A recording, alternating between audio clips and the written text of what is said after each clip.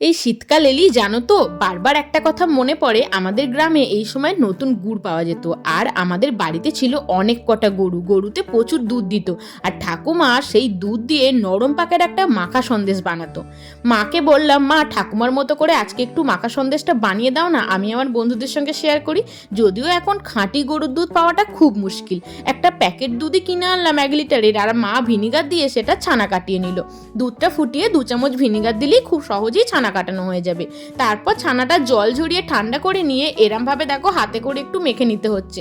মা কড়াইয়ের মধ্যেই মাখছে, যেহেতু মায়েরা কিন্তু একটু এক্সপার্টই হয়, আমরা আলাদা করে থালায় মেখে নিই। তারপর খেজুর গুড়টা আগে থেকেই পাটালি গুড়টা ভেঙে রেখেছিলাম, কিছুই না ওই গুড়টা ছানার মধ্যে দিয়ে আর গ্যাসটা জ্বালিয়ে দিয়ে খুব ভালো করে নাড়াচাড়া করলেই গুড়টা যখন একটু গলে যাবে, গলে গিয়ে একদম মাখো মাখো হয়ে যাবে, একদম নলেন গুড়ের নরম পাকের মাখা সন্দেশ রেডি।